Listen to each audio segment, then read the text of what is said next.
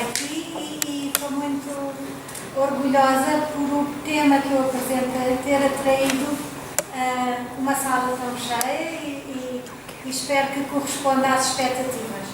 Tal como foi dito na apresentação do meu currículo, eu tenho estudado elites locais desde o início da investigação, desde o mestrado.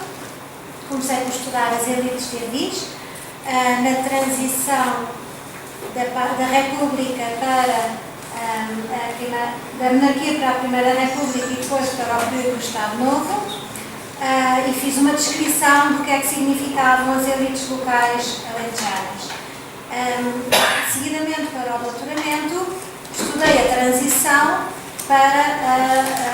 do Estado Novo para a democracia, e o que marcou realmente a sociedade alentejana e também a ribatejana foi a reforma agrária, e portanto foi esse o tema que eu desenvolvi na tese de doutoramento. De estudar um conselho, passei para o nível nacional e, portanto, é o que venho apresentar aqui hoje, é o trabalho que fiz sobre a transição para a democracia a nível do poder local em Portugal. Não sei se já viram o resumo. Foi um trabalho de pós-doutoramento que eu fiz no CIES do Ministério da Universidade de Lisboa, e as minhas questões que eu queria responder eram: quem constitui o poder local em Portugal e quais os grupos socioprofissionais que controlaram as câmaras municipais no período do Estado Novo, no período de transição e no período democrático. Para fazer este trabalho, fiz uma recolha de fontes durante 3 anos, que implicou a construção de uma base de dados de mais de 6.000 entradas com os nomes das pessoas todas envolvidas neste processo, desde 1936 até 2013, e que deu origem a 2 obras que eu publiquei: O Poder Local do Estado Novo à Democracia e o Dicionário Biográfico do Poder Local. Portanto, nestas obras poderão encontrar o resumo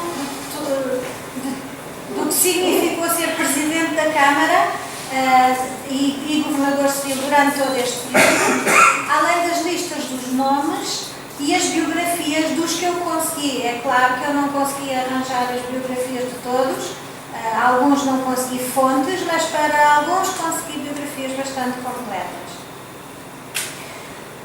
Houve uma variação das elites políticas locais ao longo deste período, e eles de facto foram substituídos consoante as circunstâncias históricas. O que é que significa as elites locais em Portugal? No fundo, são a face mais visível do Estado a nível da população. O Presidente da Câmara, ou, como havia antes, o Governador Civil, representava o Estado perante populações que viviam longe do poder central em Lisboa. E, de facto, o poder local é o primeiro nível do sistema democrático em que nós vivemos. A prática da democracia é mais direta e os eleitores estão mais próximos dos eleitos. E pode-se dizer que tem um papel mediador entre as populações locais e o poder central. Até há 20 anos atrás, as elites locais costumavam ser estudadas em monografias, mas chegava-se ao século XIX e parava-se. E as monografias locais iam geralmente à Idade Média e não havia um aprofundamento das elites mais recentes. Vários historiadores começaram uma nova abordagem. Os pioneiros em Portugal foram Maria Manuela Rocha e o professor Hélio Fonseca da Universidade de Évora, que começaram realmente a tentar encontrar e descrever o que eram os senhores da terra, os senhores da vila. Começaram então a surgir muitas teses sobre elites locais, e esta foi a minha tese de mestrado, que foi publicada em livro Família e Poder no Alentejo, pelas edições Colibri. Nela se pode ver uma descrição do que é que significavam as elites rurais alentejanas, como viviam, como se comportavam, o que é que as distinguia do restante da população. Este livro, infelizmente, já está esgotado, mas eu estou a preparar, daqui a um mês ou dois, ele deve estar disponível em e-book para consulta na net. Já que a editora não me quer fazer uma segunda edição, deixa-me bastante triste, então vou eu publicá-lo e toda a gente poderá aceder diretamente.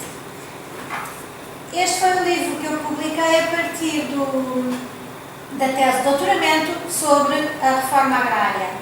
E tem como subtítulo Memória e Trauma, porque eu fiz questão de,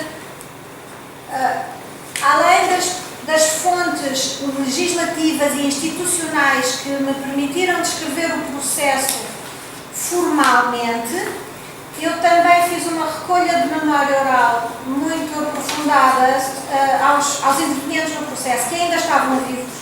Neste momento já morreram quase todos, infelizmente, mas o que me permitiu a perceber que ainda há uma memória muito forte e um trauma muito grande sobre a reforma agrária no Alentejo.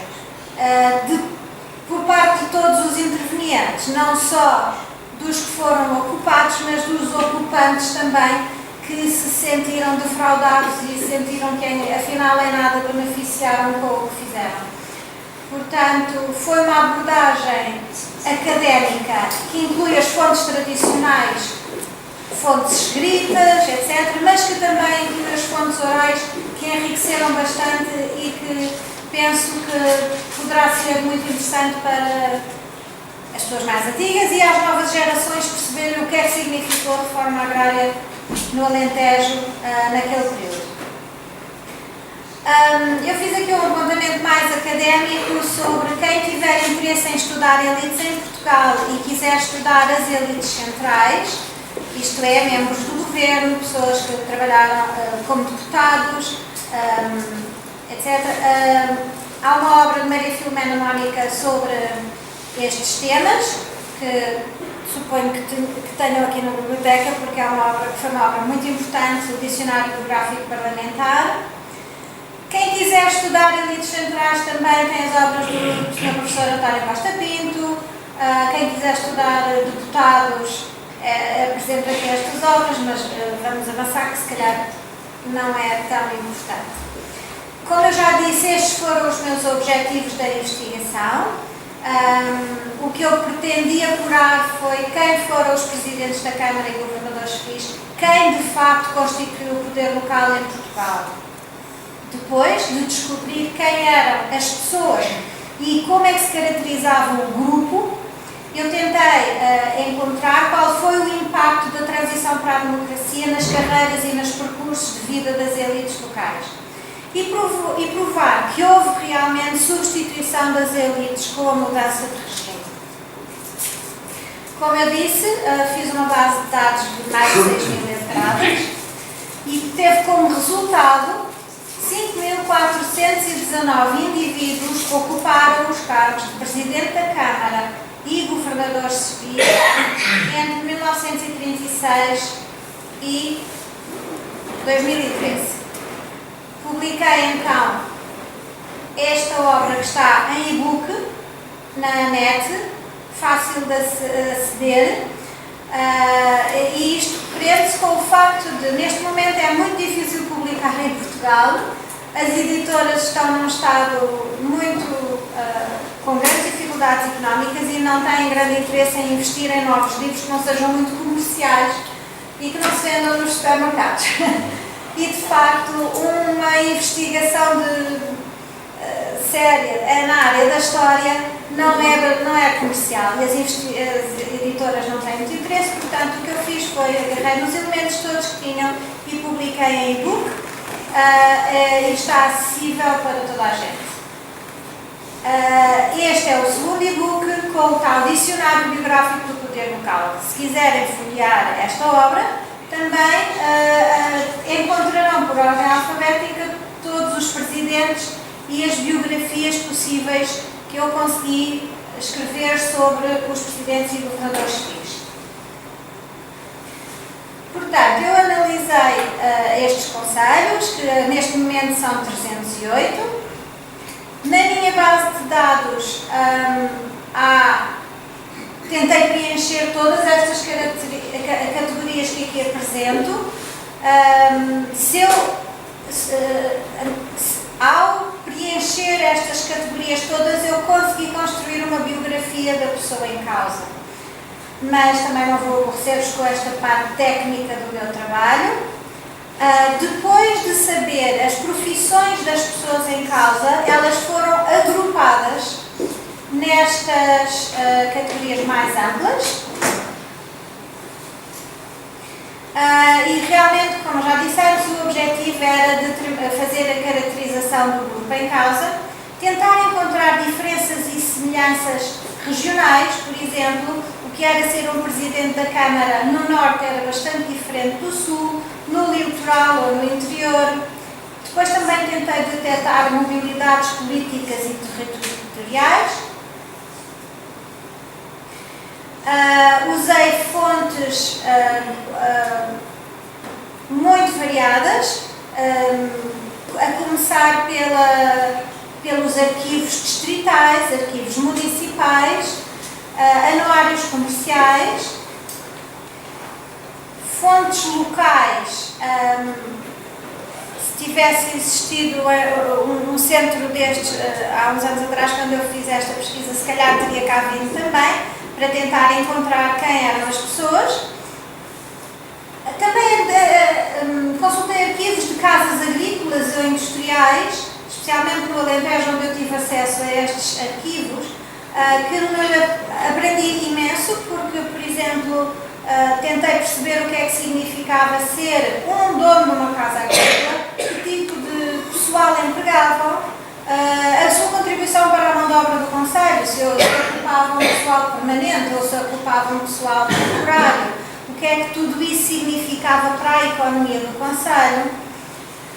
E as fontes orais, como eu disse, foram muito importantes. Outra fonte muito importante para uma pessoa perceber o que é que significa um dialecto local é andar a passear pelas ruas, ver as placas com os nomes, o que me permitiu perceber: esta pessoa que tem o nome nesta rua já foi presidente da Câmara e era parente de outros que estavam lá, e depois ir aos cemitérios, como eu digo aqui também, é uma maneira de eu também perceber a importância dessa pessoa a nível local. Se tem jazigo, se não tem jazigo, as relações familiares, às vezes o facto do jazigo de uma família estar ao pé de outra, demonstra que aquelas duas famílias tinham alguma relação entre elas e permite ver a geografia daquele concelho.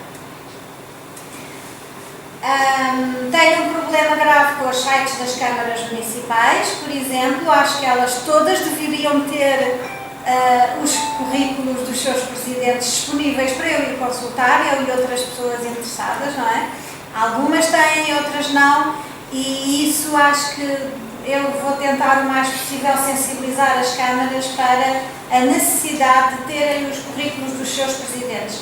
Especialmente os de agora, se nós os elegemos, temos o direito de saber quem eles são, o que é que eles fizeram na vida, não é? Portanto, isto é uma guerra que eu ando a tentar, mas muitos sites são ótimos e disponibilizam essas informações todas, muitos ainda não. Vamos então ver o enquadramento legislativo e cronológico. Como sabem, no Estado Novo, os governadores civis eram os representantes do governo e os presidentes da Câmara não eram eleitos, eram nomeados pelo Ministério do Interior por recomendação do governador civil. Os municípios não tinham a independência que têm agora. Eu encontrei casos de municípios que até tinham que pedir ao Ministro do Interior dinheiro para contratar mais um jardineiro. Havia uma grande centralização do poder e o município não tinha a independência e a autarquia que tem agora, não é? Portanto,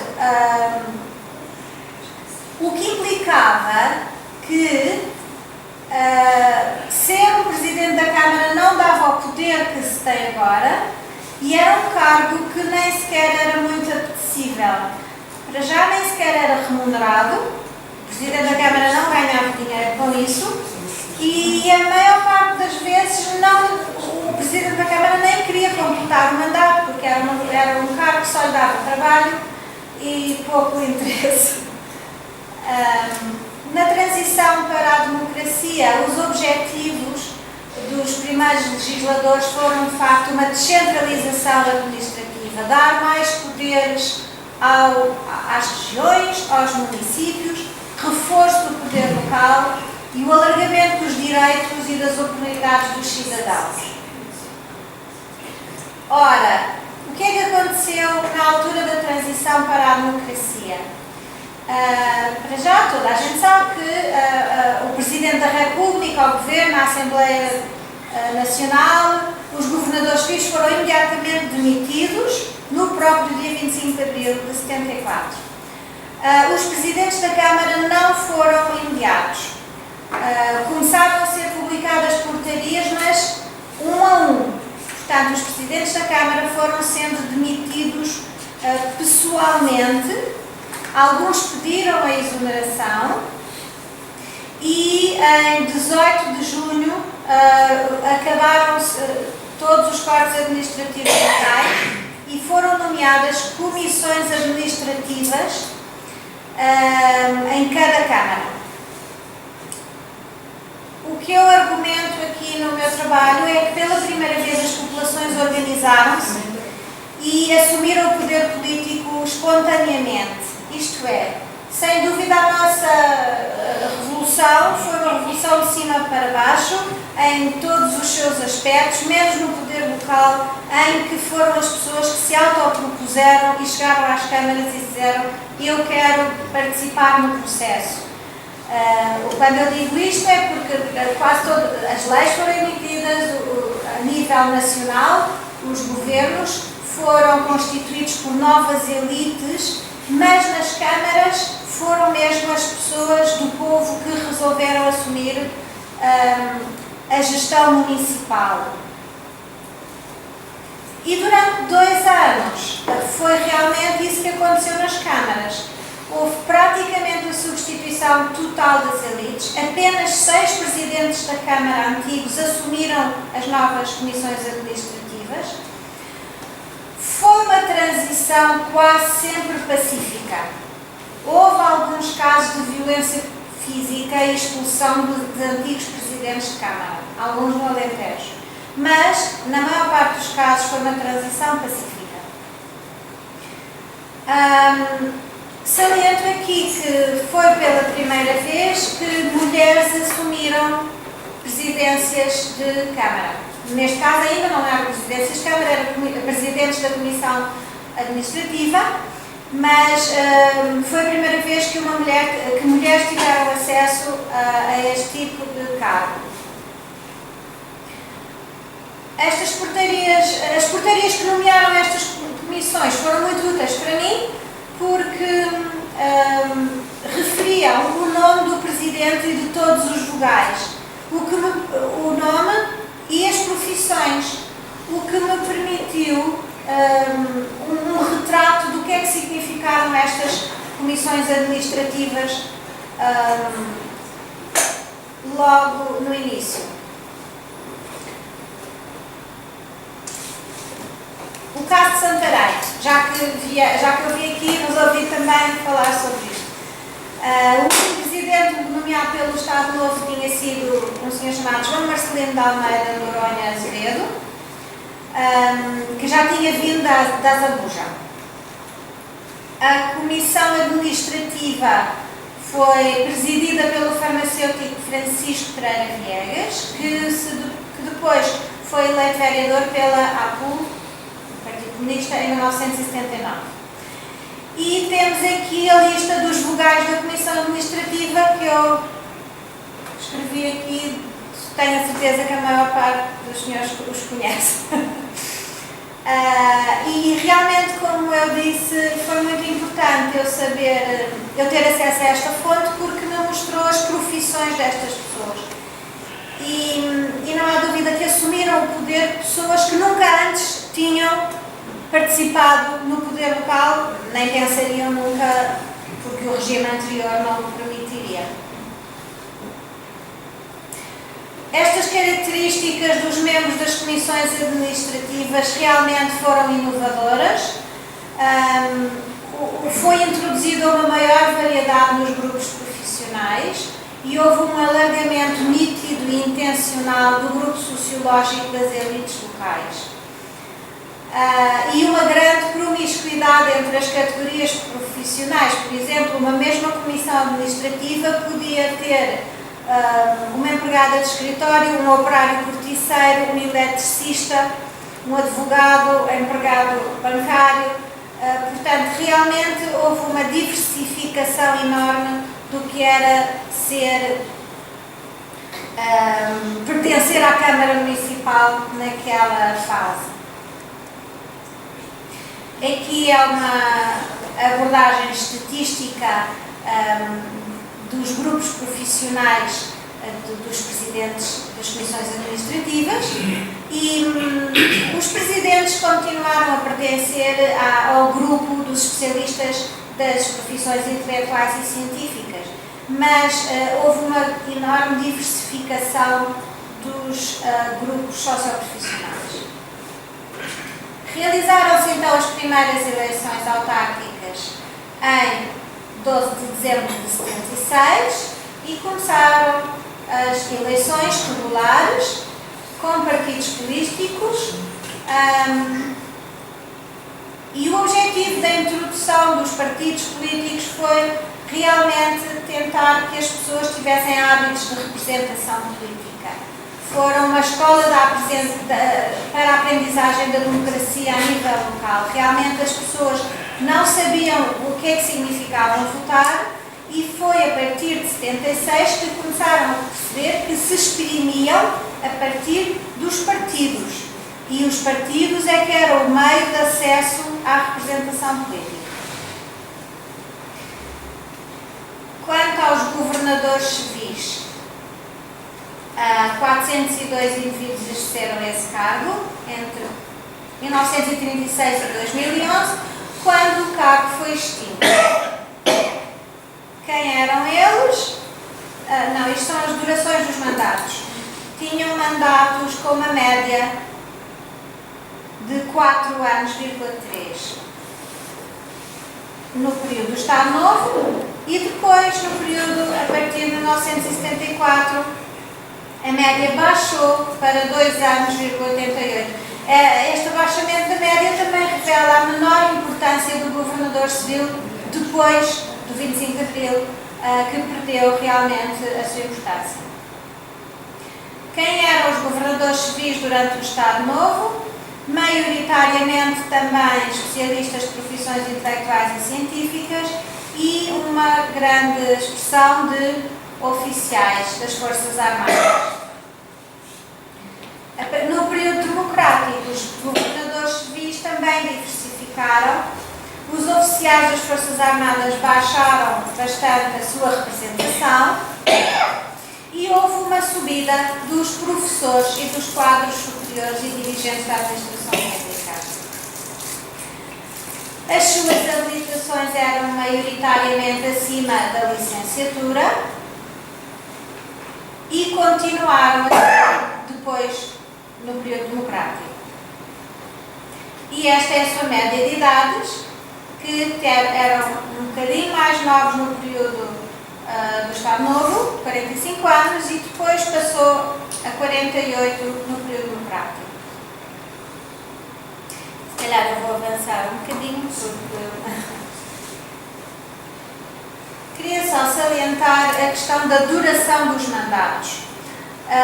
Como eu disse antes, ser Presidente da Câmara no período do Estado Novo não era um cargo tão apetecível como agora, e a média dos anos no cargo foi de 5,3 anos. Ora, no período democrático, a duração de mandatos média foi de 8,4 e nós sabemos que houve, até às últimas eleições, os chamados dinossauros. portanto, ser Presidente da Câmara tornou-se um cargo bastante mais apetecível, por motivos que podíamos estar aqui a discutir durante semanas, mas de facto ser Presidente da Câmara aumentou, e a longevidade é uma característica do poder local em Portugal. Houve vários indivíduos que cumpriram mais de 5 mandatos, 63. Ora, isto tudo acabou com a lei de limitação de mandatos, que fez com que eles fossem obrigatoriamente substituídos nestas eleições de 2013. Características do poder local no regime democrático. Primeiro de tudo, os partidos são o canal de mediação política e continuam a ser preponderantemente. A partir de 1984, manifestou-se uma maior preocupação com as capacidades de atração e de gestão, especialmente dos fundos comunitários, e esse tornou-se um critério de eleição forte. O caráter técnico-pragmático. O Presidente de Câmara tinha que mostrar ao menos um perfil de que sabia gerir os fundos, e esse saber gerir os fundos significava também fazer obras que trouxessem ou não benefícios à população, mas passou a ser um critério de eleição.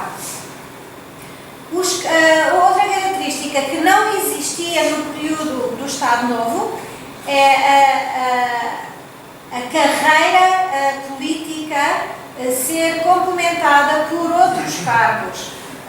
Há muito poucos casos de presidentes da Câmara no período do Estado Novo que tenham alguma vez sido ministros, deputados ou outra coisa, porque simplesmente eram elites locais que estavam interessados no que tinham a nível local, tinham as suas vidas e as suas carreiras profissionais a nível local e não tinham ambições a nível nacional. Alguns tinham, mas eram exceções. Neste caso, durante o período democrático, há uma complementaridade e verificam-se muitos casos de carreiras que incluem o cargo de Presidente da Câmara, mas que depois também incluem deputado europeu, ministro, secretário de Estado, e depois voltam a ser Presidentes da Câmara e portanto, isto faz parte de uma carreira política mais ampla. Também se verificou uma diminuição do empenhamento ideológico e partidário e um aumento da vontade local, de liderança efetiva no campo de desenvolvimento. O que é que eu quero dizer com isto? Que talvez neste momento as pessoas a nível local sejam eleitas mais pela personalidade e não pelo partido que representam. Há concelhos onde isso se verifica, outros concelhos onde ainda é o partido o elemento mais forte que faz com que essa pessoa seja eleita. E aí está, o meu trabalho é desenvolvido nesse sentido, mas neste momento não vou estar a pormenorizar. Houve de facto uma profissionalização dos autarcas. O cargo, que antes era um complemento às atividades que a pessoa tinha e que não largava, o Presidente da Câmara era um industrial, ou era um comerciante, ou era um proprietário rural e continuava a ser durante o período em que era Presidente da Câmara.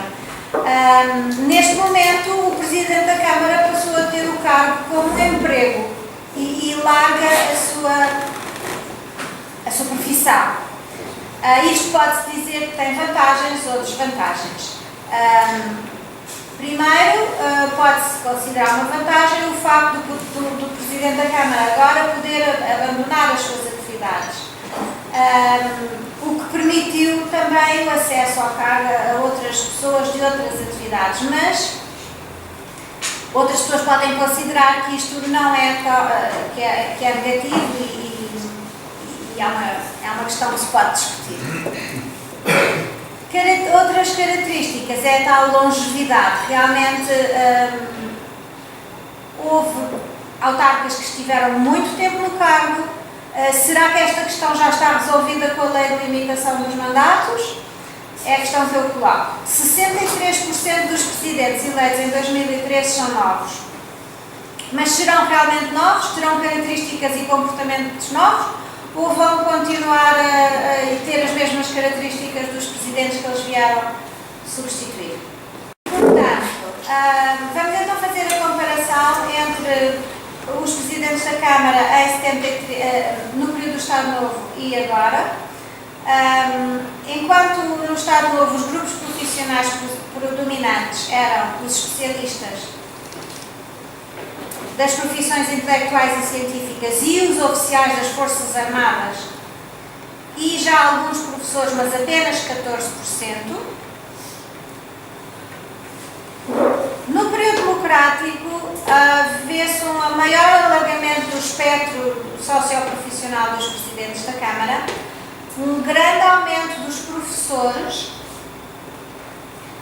dos funcionários públicos e dos técnicos e profissionais de nível intermédio, portanto, e também dos bancários. Portanto, vê-se um alargamento do espectro socioprofissional de origem dos presidentes da Câmara. As habilitações no período do Estado Novo, maioritariamente, tinham estudos superiores, enquanto que no período democrático houve um alargamento também do espectro. Continuam a ser maioritariamente com estudos superiores, acima de licenciatura, mas também há pessoas com cursos técnicos e introduziram-se, especialmente no princípio do período democrático, pessoas apenas com o ciclo preparatório e pessoas com níveis de escolaridade mais baixos. Agora, ultimamente, isto recompôs-se porque a própria sociedade também evolui e há muito mais pessoas com licenciaturas. A média de idades. Na posse, os presidentes da Câmara tinham, no período do Estado Novo, média de 45, baixou para 43 anos. Tudo isto depois evoluiu para as pessoas foram envelhecendo. Se eu tivesse mostrado aqui um quadro comparativo, via-se que realmente as primeiras eleitas eram bastante mais novas e depois também foram envelhecendo ao longo do período democrático. Mobilidades partidárias. Quando eu disse há bocado que muitos presidentes da Câmara passaram a ser eleitos mais pela pessoa e pela obra feita do que pelo partido a que pertenciam, tenho aqui a prova que muitos presidentes da Câmara circularam por vários partidos e continuaram a ser eleitos, portanto, realmente, se as pessoas os elegeram independentemente do partido, quer dizer que gostavam da personalidade independentemente do partido. Mas isto são exemplos que não revelam a maioria, claro. Mas que eu apresento aqui porque acho casos curiosos. Há casos residuais de um indivíduo que foi eleito sucessivamente pelo CDS, depois pelo PS, depois pelo PSD, outro que passou do CDS para o PPM, do PPM para o PSD, ainda um do PS para a AD e outro da UDP para o PS. Portanto, realmente, se há casos estes casos revelam que estas pessoas foram eleitas porque era a sua personalidade que era aprovada e não o partido a que eles pertenciam. Mobilidades políticas. Já falei disto.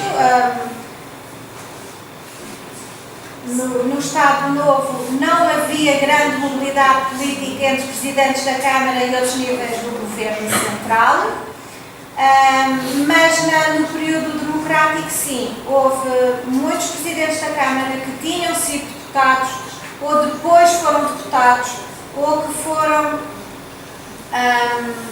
para o Parlamento Europeu ou que foram ministros, etc. Quanto aos independentes, são um novo fenómeno que teve origem na revisão constitucional de 1997 e pela primeira vez em 2001, nas eleições autárquicas de 2001, houve candidaturas de grupos de cidadãos independentes. Ora, nessas primeiras eleições foram eleitos 21 presidentes presidentes da Câmara como cabeças de lista de grupos de cidadãos, o que tem uma representatividade de 6,8%. Nestas últimas eleições de 2013 foram eleitos 13. Ora, isto significa que é um fenómeno que não teve um sucesso por aí além. Os partidos continuam a ser o canal privilegiado para a eleição no poder local. Porquê é que isto acontece? Podemos também discutir isto. Porquê é que as pessoas não aderem ao movimento dos independentes e dos grupos de cidadãos? Segundo o meu professor André Freire, as listas de cidadãos que se apresentaram a estas eleições não passaram decisão no seio da direita, ou alguns que deixaram o seu partido e, portanto, não têm propriamente características de independentes, têm mais de características contra alguma coisa. O que significa que realmente também não tiveram grande sucesso a nível eleitoral. Também eles têm outros constrangimentos que os partidos não têm. Os partidos mobilizam mais dinheiro para mobilizar eleitores. Logo, uma candidatura independente tem sempre também esse déficit logo de início de não ter acesso a tantos fundos para fazer campanhas mais fortes, etc. É algo que podemos discutir, o interesse ou não interesse dos grupos de cidadãos, o sucesso deles e até que ponto é que eles poderão vir a beneficiar o sistema político local ou não. Neste momento, eles têm realmente uma representatividade muito baixa. Fiz também um resumo sobre as mulheres nas câmaras municipais. Quem são as mulheres nas câmaras municipais? Essas, então, ainda têm uma representatividade mais baixa que os independentes. É muito fraca ainda a participação feminina. Nas comissões administrativas entre 74 e 76 foram apenas 9 mulheres que foram nomeadas presidentes destas comissões. Nas primeiras eleições houve mulheres eleitas, mas também com percentagens muito baixas. Podemos ver aqui. Em 76 apenas 5, em 79 apenas 4, em 2005 19.